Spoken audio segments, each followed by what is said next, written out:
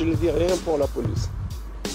Peut-être la police il est tort, peut-être mon fils il est tort, mais je ne veux pas que mon fils il fait comme ça, comme un chien.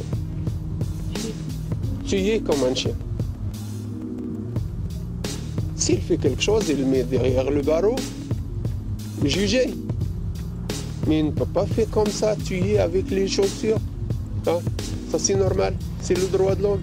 Il a eu le droit à un coup de poing déjà, qu'il l'a mis au sol directement, ils l'ont menotté, ils ont sorti les chiens, ils ont démuselé les chiens et ils ont commencé à s'amuser sur lui comme si c'était du bétail.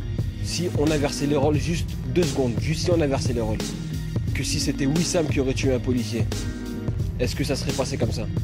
Est-ce que tout de suite ils auraient mis Wissam en congé ou est-ce qu'ils l'auraient mis en mandat de dépôt? C'est la seule question moi que j'ai envie qu'on me réponde sincèrement. Ancien routier, Wissam suivait depuis le 21 septembre une formation de magasinier à l'AFPA de Beaumont. Son formateur a gardé un bon souvenir de lui. Et tous les quartiers dits populaires sont survolés. Saint-Jacques, puis les Vernes, Croix-Néra et bien sûr la Gautière. Ce sont principalement les toits des immeubles qui sont visés. C'est souvent là que sont stockés les matériaux qui servent à caillasser les voitures de police ou les camions de pompiers.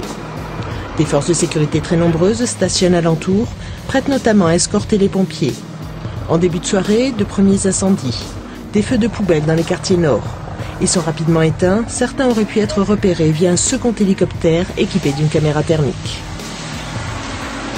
Un peu plus tard, en guise de provocation, des feux d'artifice.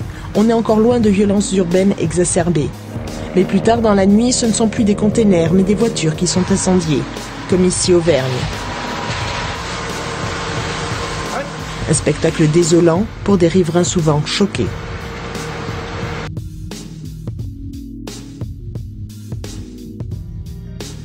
Un important déploiement de forces de sécurité.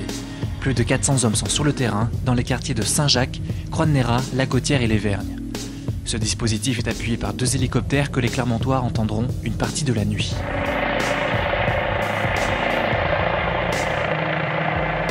Dans les allées, entre les bars HLM, des patrouilles à pied sillonnent plus discrètement.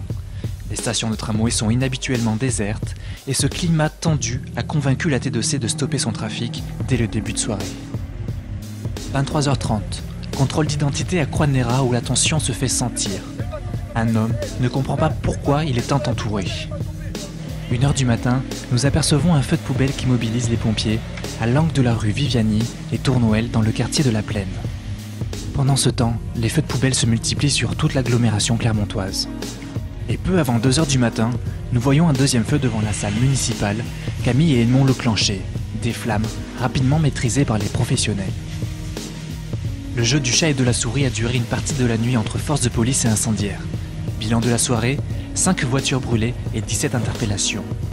La préfecture a annoncé ce matin une nette diminution des actes de vandalisme dissuadés par l'important dispositif.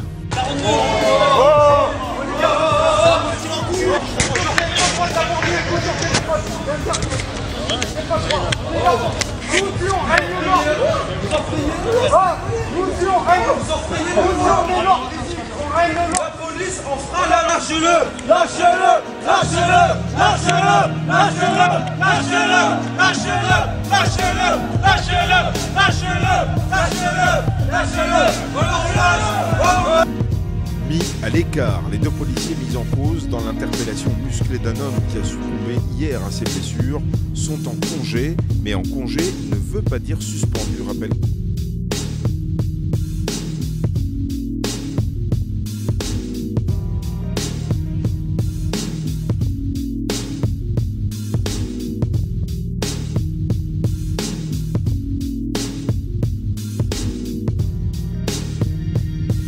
Notre première réaction, c'est une réaction de soutien vis-à-vis de nos collègues qui sont incriminés.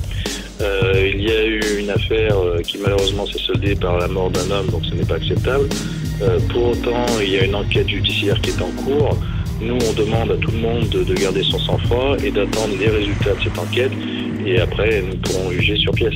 Il y a des gens qui sont des professionnels de l'indignation, qui se servent malheureusement d'un drame qui, je le répète, est inacceptable. Bien évidemment, la mort d'un homme, on ne peut pas l'accepter.